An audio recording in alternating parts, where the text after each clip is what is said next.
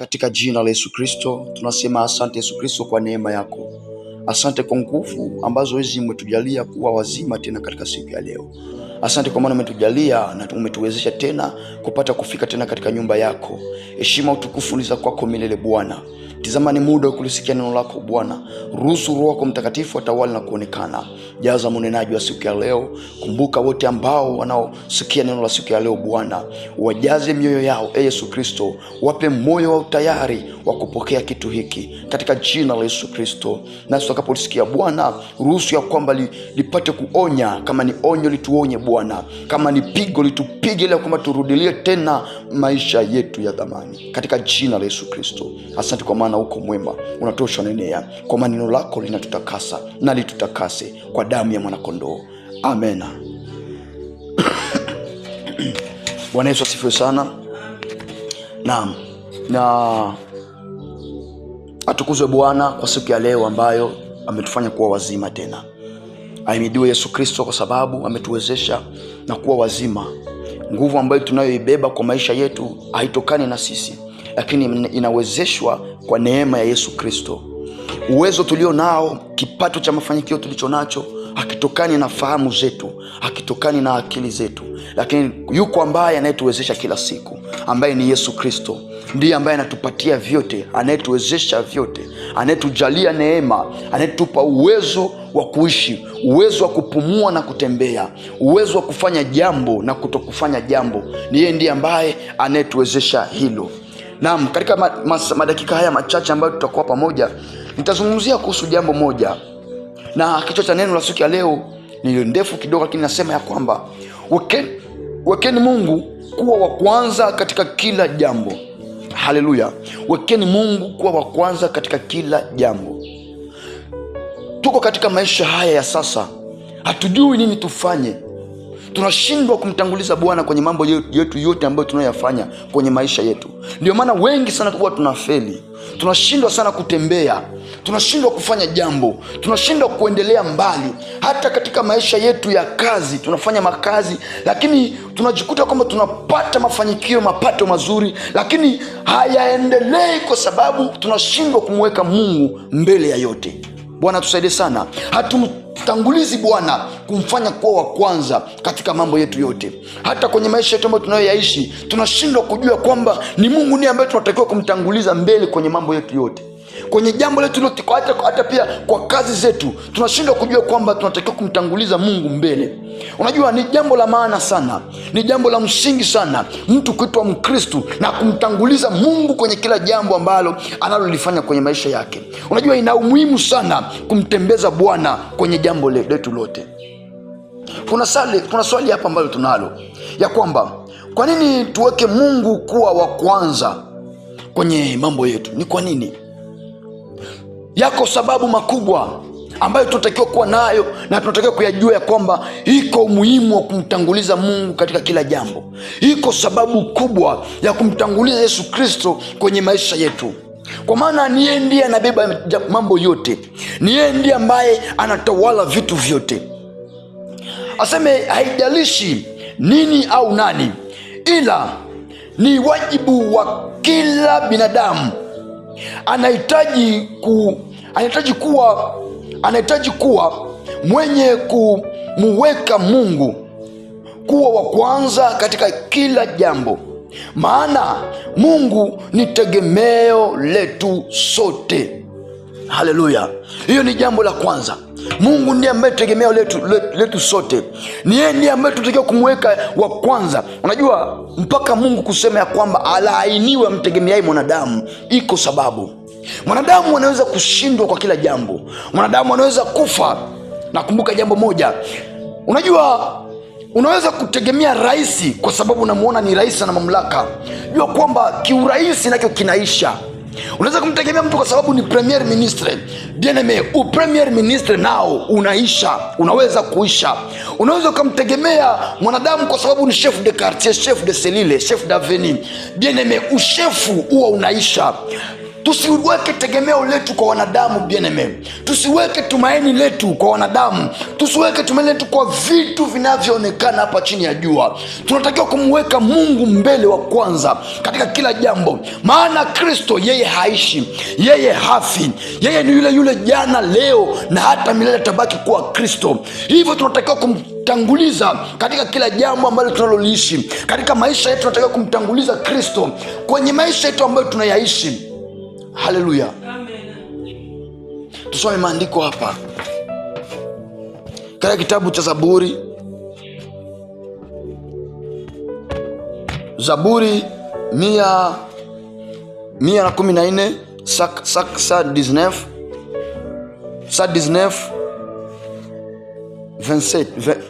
119 kitabu cha Zaburi 19. Biblia inasema ya kwamba heri wazitio shuhuda zake, wamtafutao kwa moyo wote. Amena. Haleluya. Mpaka Mungu kusema heri, heri. Unajua neno hili heri lina maana kubwa sana, linabeba ujumbe mzito mkubwa sana kwenye maisha yetu. Heri, kupewa heri na Bwana ni jambo ambalo Wakristo wengi wamelipoteza.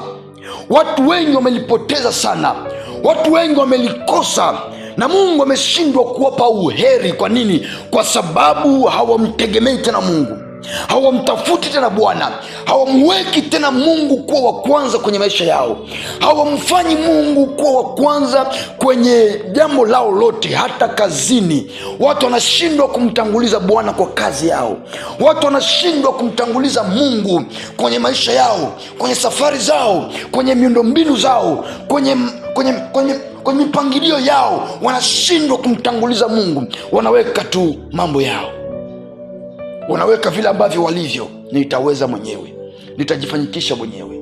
Wanasaulika kwamba yuko Mungu ambaye anatakiwa kuwekwa wa kwanza kwenye maisha yetu.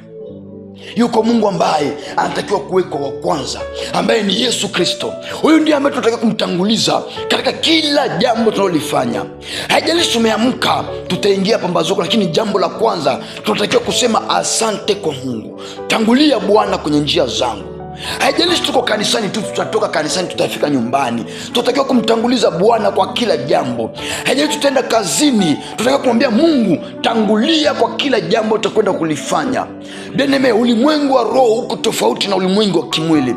Tunatembea tunaona mambo kwa kawaida, lakini ukiingia kwa roho, Mungu akupe maono, akufunulie jambo fulani ambalo litakutokea hapo mbele. Bien-aime, unaweza kumtanguliza Mungu kwa haraka sana. Unaweza kumtanguliza Mungu pasipo kujali. Unaweza kumtanguliza Mungu pasipo kuangalia chochote kile. Unaweza kumwambia Mungu akutangulie kwa jambo lako pasipo kuangalia kitu chochote kile ambacho kitakuzuia. Bwana tusaidie sana. Hivyo kuna umuhimu wa kumtanguliza Mungu kwenye maisha yetu.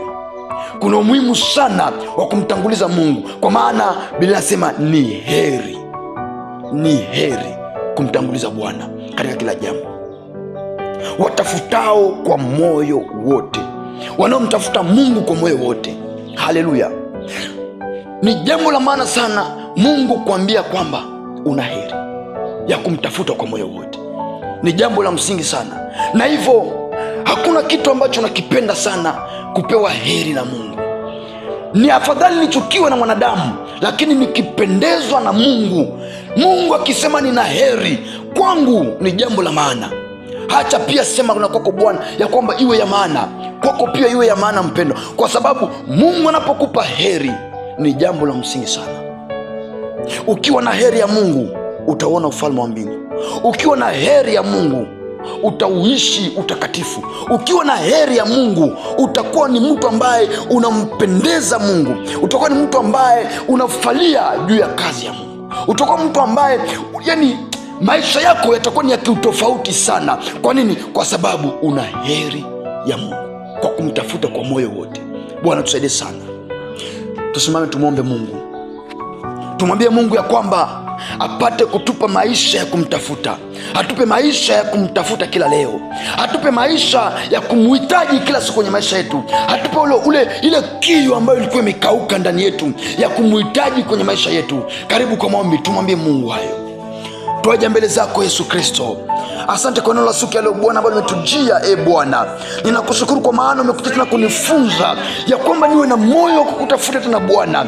Asante Yesu Kristo kwa sababu umenifanya kwamba tena Bwana nikuwe na ule moyo wa kukutafuta tena kwa heri yote. Yesu Kristo, nikutafute, nikuhitaji Bwana kwenye maisha yangu, nikutangulize kwenye mambo yote, kwenye project zangu Bwana, nikutangulize kwenye popote pale niendapo, katika hatua zangu zote Bwana, niwe na ule moyo wa kutanguliza ile kiu kuhitaji tena Bwana. Nahitaji kwamba Bwana uifungue ndani yangu katika jina la Yesu Kristo. Ninakuhitaji Bwana, fungua chemchemi za maombi tena kwa upya, fungua maisha yangu tena Bwana, yafunguliwe nawe Yesu Kristo katika jina lako Bwana. Nakuhitaji Yesu Kristo, uniongoze Bwana, unitawale, univike nguvu na ushujaa wa kusimama na kukutanguliza.